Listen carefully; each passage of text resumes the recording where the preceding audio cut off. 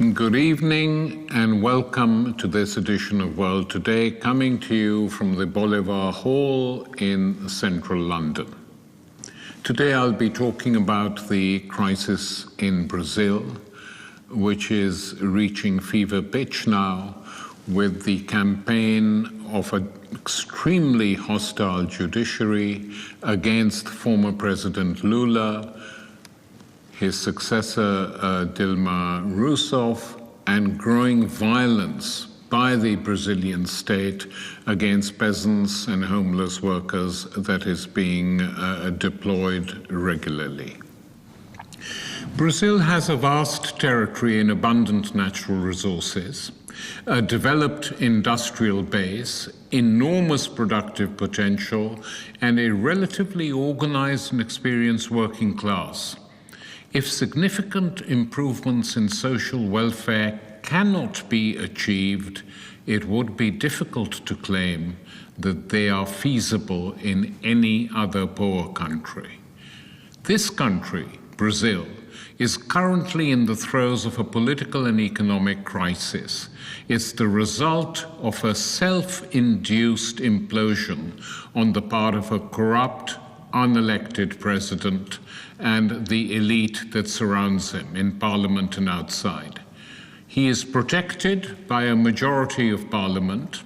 He is only in power because of the parliamentary coup, backed by sections of the judiciary that impeached the last elected president, Dilma Rousseff, whom nobody has accused of personal corruption, for which there is no proof whatsoever. The Constitutional and Justice Committees voted 39 to 26 recently that the current president, unelected Temer, should not face trial on allegations that he discussed bribes with a businessman in a recorded conversation in March. Under Brazil's constitution, the case which stems from the broader Lava Jato or car wash investigation can only be heard by the Supreme Court with the permission of 2/3 of Brazil's lower house of Congress. It will now go to a vote in the full 513-seat chamber. Temer has denied allegations that he discussed bribes, as this Telesur video explains. Até que seja verificada.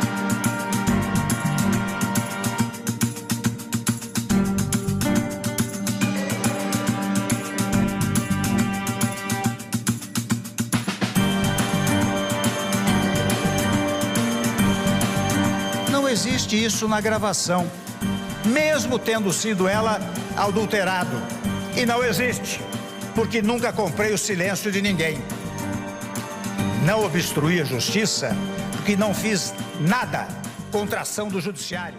The decision came a day after senators allowed the former leader of the PSDB party and 2014 presidential candidate Aécio Neves to remain in his position after he too was allegedly taped discussing bribes with businessman Joesley Batista and his brother of JBS. The Supreme Court had ruled that Mr. Neves should step down. The source of the outrage is that we have heard the voice of an elected senator, a former presidential candidate, colluding with the head of JBS in deals people know are illegal. What and who is the JBS? It's the largest meatpacking industry in the world. Its owners, Wesley and Joesley Batista, are notorious for their financial and political manipulations. When the politicians, including Temer and his gang, tried to dump on them, the brothers, realizing that the game was nearly up, turned state's witnesses, were treated leniently in return for providing recordings that proved beyond any doubt that President Temer was engaged in corruption on a high level. Hence the conspiracy to get rid of Dilma Rousseff, who was determined to prosecute them. The Supreme Court recently released footage of Josely Batista's interviews with investigators from Operation Car Wash. Josely can be heard talking about a conversation he had with President Temer in March last year, a recording of which he handed over to investigators.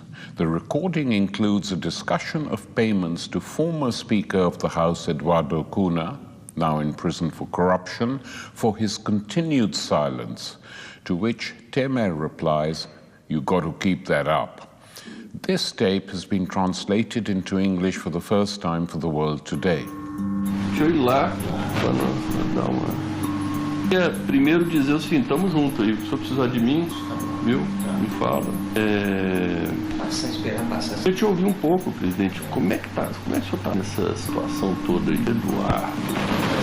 Não sei o que, me fustigar, não sei do que. Eu não sei, como é que está essa relação? Mas tem nada a ver com a defesa, o Moro indeferiu 21 perguntas dele, não tem nada a ver com a defesa dele. Era para me trutar. Eu não fiz nada por isso. Não sobrou uma vera. Eu queria falar assim, vamos declinar. Dentro do possível, eu fiz o máximo que deu ali, zerei tudo, o que tinha de alguma pendência daqui para ali, zerou, tal. Tudo. E ele foi firme em cima, ele já estava lá, veio, cobrou, Pronto, acelerei o passo e tirei da frente. O outro menino, o companheiro dele que está aqui, né?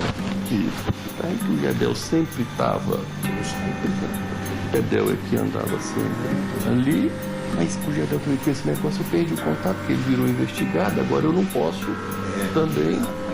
Eu não posso encontrar ele. Isso. O negócio dos vazamentos. O telefone lá do Pardo, com o Gedel, volta e me citava alguma coisa meio tangenciana, nossa, não sei o quê. Eu tô lá me defendendo.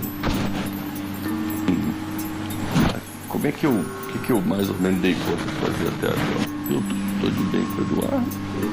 Tem que manter isso. Todo mês. The profits of the firm plummeted over the last year, revealing a direct link between corporate bribes and political corruption as far as the economy was concerned. Rousseff and the PT, the Workers' Party, have not regained their popularity, but the founding leader of the PT, former and twice elected President Ignacio Lula, would win the next presidential election by a huge majority were he to stand as a candidate. That is what the polls are predicting, and that poses a huge problem for an elite that is politically hostile to any form of democracy that challenges it. The simplest way for them to solve the problem, make sure that Lula cannot contest the election by charging him with corruption, bribes, etc. So what are the charges against Ignacio Lula? The first was that he had accepted a corporate gift in the shape of a 3-story apartment. This charge he denies strongly, and the paperwork is on his side. The second accusation is that he was given valuable land by another corporation. Here too, it has been proved and admitted, including by the prosecution, that the land was never handed over, that the land is not in his name, but belongs to the corporation which offered to give it to him, if that is the case. Say the prosecutors, but they intended to give it to him. We don't know that. And in any case, it's an absurdity, legally and politically, even for the tainted Brazilian judiciary, whose record is bad on most questions. In an interview, Lula explained why his enemies were so worried and so determined to prevent him running again. The Times reported that the former president was in fighting form, pledging to take on what he called the dictatorship of the elite and refusing to accept his judicial removal from the political scene. Asked why he thought he was being subjected to a vendetta, the former Brazilian president replied, "Because they don't like what we did. It's to save our social politics, the politics of inclusion of the poor in the Brazilian economy. I don't have a single doubt that that is the reason why they consider this necessary. But I will return as a candidate for the President of the Republic, come what may. I don't have a single problem with coming back. I will start traveling all over Brazil. I will visit foreign countries, and then the discussion, the real discussion, will begin around what will happen next year in 2018.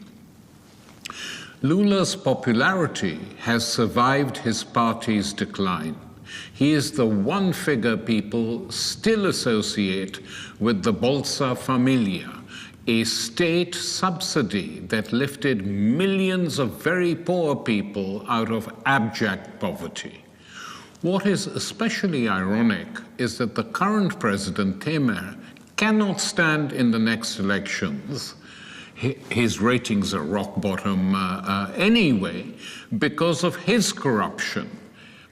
Worried now that Lula could win a triumph which would throw all their plans into chaos, Sergio Moro, the chief prosecutor, lionized daily in the corporate media networks, both television and print media, concentrates his fire on Lula and then denies his own prejudices indignantly, having described Lula and the PT leadership as a criminal gang before they have been tried, before any evidence has been presented to the courts, is astonishing, even for the Brazilian judiciary.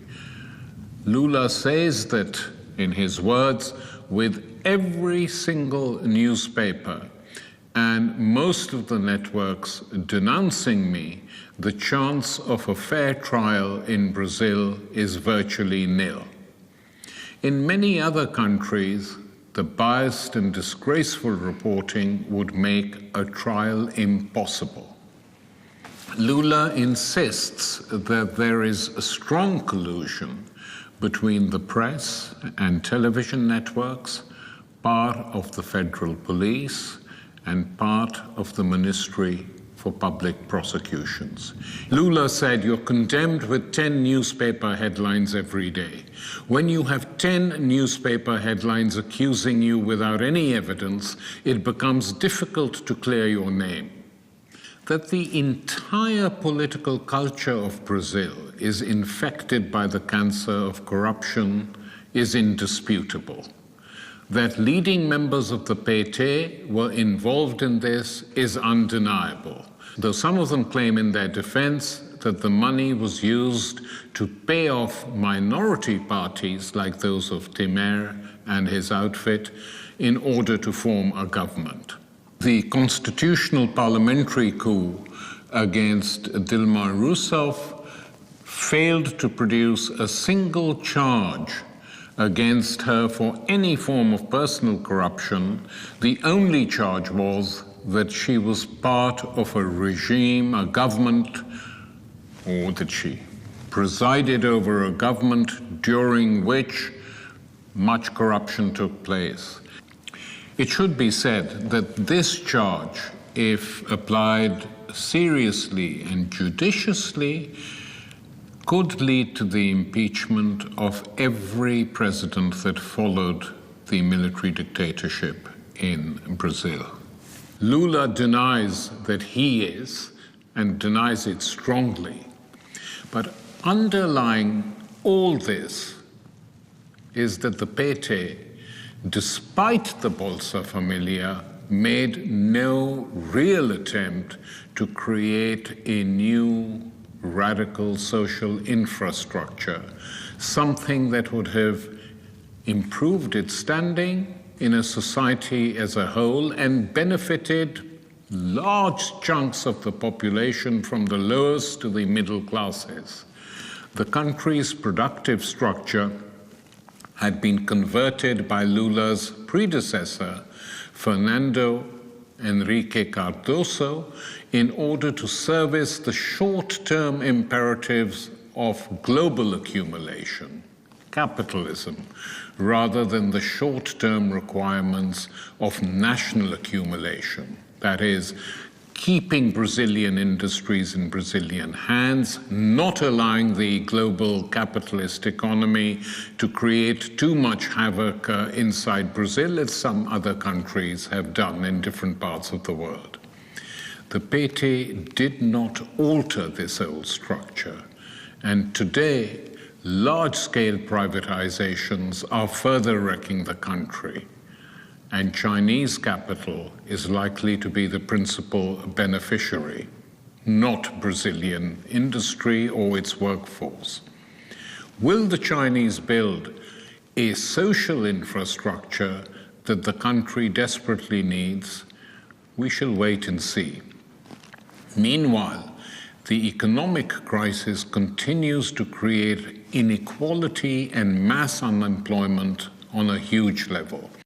There is growing unrest now at the grassroots again, where previously the MST led the peasant struggle, an organization partially modeled on it, but existing in the big cities and urban conurbations of the country, has emerged and become very rapidly.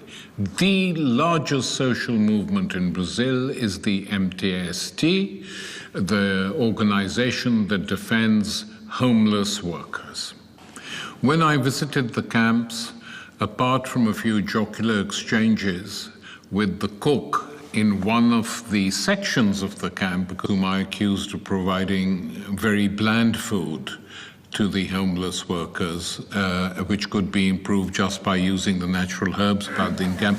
You know, when I first came to Britain, to England, the food was so bad, English food, that I couldn't eat it. So I had to teach myself how to cook. And I'm now a very good cook. Então, ele teve que aprender a cozinhar. A cozinhar. E hoje é um bom cozinheiro. Ele? Ele. Verdade? Então será que ele aprova minha comida? Pergunta pra ele. Tá aprovado. Would you like to taste his food? I could taste his food later, but I already notice a problem. You haven't put spices and herbs in it, is it? Quê? Você não pôs assim as espécies e as temperos e as ervas. As ervas é que tá em falta. É a crise. Tá em falta. Peraí, João, vou puxar pra trás. I spoke to workers and activists there about the reasons they were there, about what politicized them, what brought them into the movement, and the answers were extremely revealing. That's not the kitchen. But Sandra, I want to ask you something. Aí depois eu gostaria de perguntar uma coisa para você. Sim. How did you get involved in this campaign?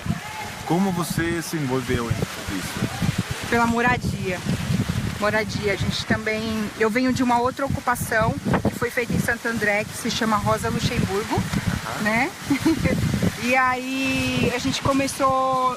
Aí no intuito, quando a gente entra, é morar no local, né? E aí a gente foi se engajando, eu virei coordenadora também e fui me identificando, porque eu gosto de ajudar as pessoas. Então eu vi ali, além de conseguir a minha moradia, a oportunidade de também conseguir para as outras pessoas que não têm a oportunidade. Já conseguiu a sua casa? Não, mas o terreno já. If she got the house, Maybe no. A opção de compra do nosso terreno, da ocupação que foi feita pela gente na Rosa, já foi assinada. Então essa garantia a gente já tem, que é lá em Santo André. Também aqui em São Paulo. Agora no mês de julho, a gente fez 1 ano de ocupação. Então, 1 ano a gente já teve essa conquista. What if the police come? The state sends the police to come and tear all this down. Have you planned any options? What we're going to do with all the people here? Se a polícia vem para fazer o despejo, eles têm algum planejamento que vai fazer? Planejamento a gente sempre tem, né? Mas a esperança é que não aconteça. É sempre assim. The plan should always be in place. Sempre. O MTST está sempre organizado nesse sentido, né? Quando eu entrei, também eu tinha essa sensação de que a gente era desguarnecido, desprotegido. Sempre tinha essa ameaça de a polícia vai tirar todo mundo na base da paulada. Estamos aqui acompanhando a visita do ativista, escritor paquistanês Tariq Ali na ocupação do povo sem medo de São Bernardo do Campo, onde mais de 7 mil famílias estão acampadas já há 1 mês, 31 dias exatamente. More power to you. We have This is Lula's political base, and he visited the same encampment, telling workers that if, and I quote, "the apartment that Judge Morrow claims is mine actually exists, I give him full permission to transfer it immediately to the MTST to use it as it likes in its campaign against homelessness."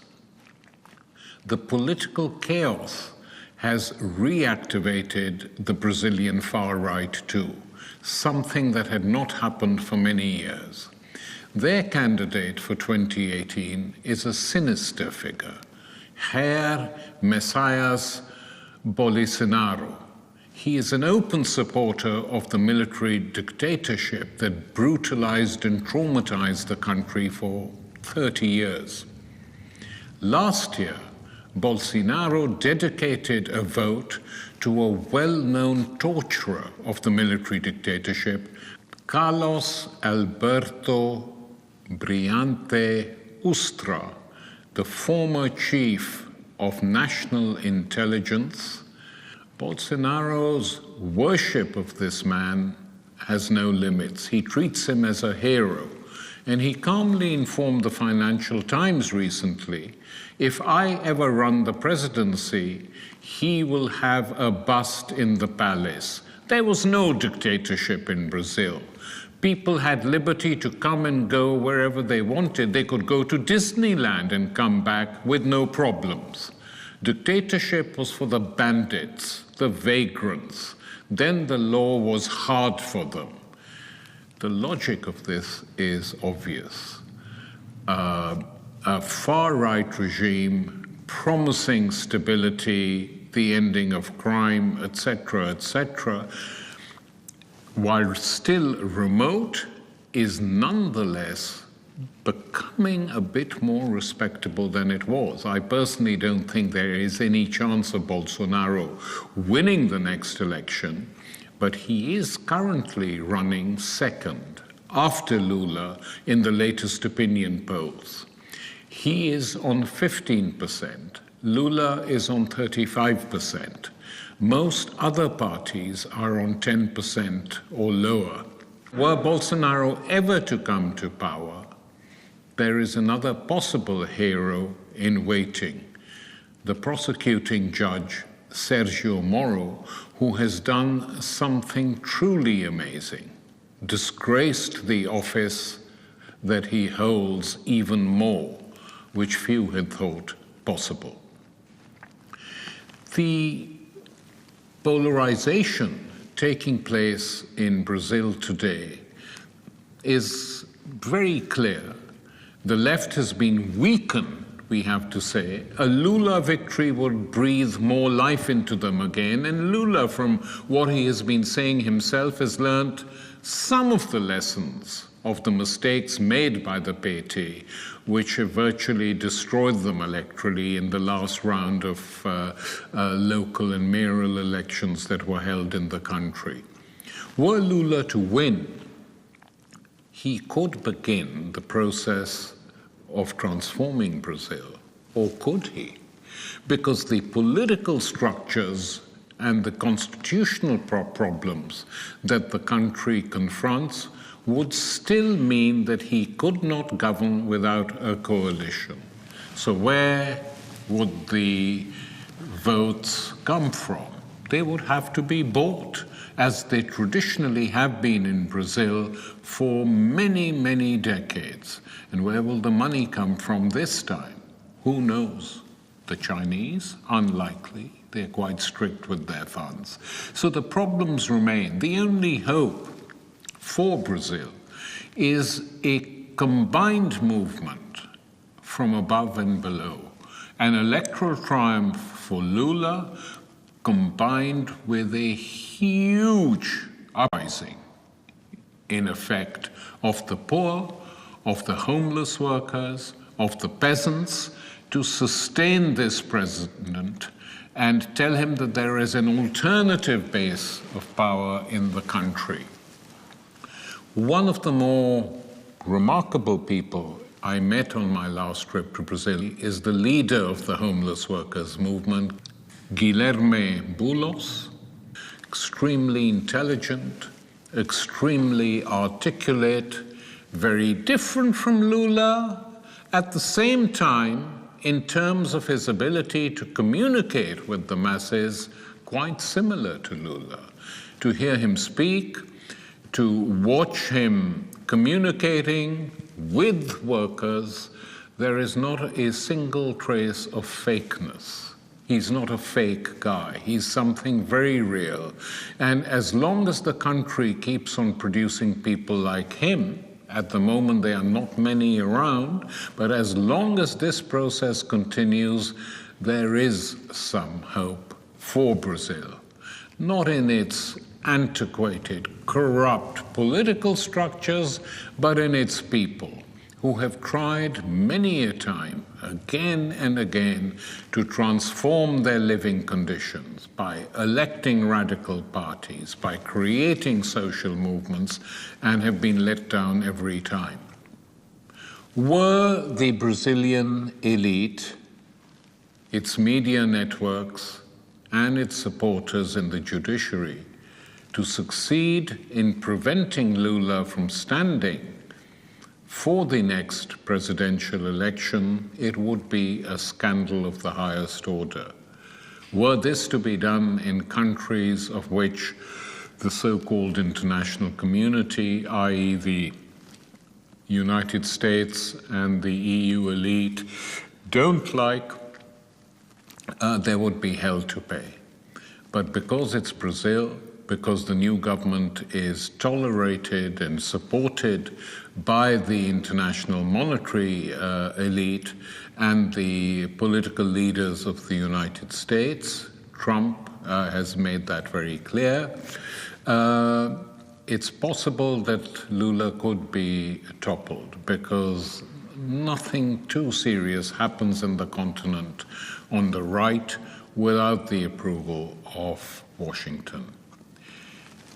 What will happen in a country where the most popular leader is not allowed to participate in the presidential election, whatever the reason, because these charges appearing in 10 papers most weeks regularly have not dented Lula's popularity? That is very interesting. People ignore what they read because most of them don't take these things too seriously. They remember the good things that were done by Lula.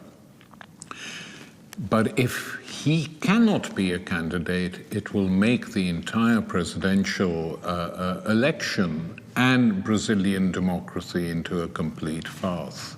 And with Bolsonaro and his heroes, dead or alive, waiting in the wings, anything could happen.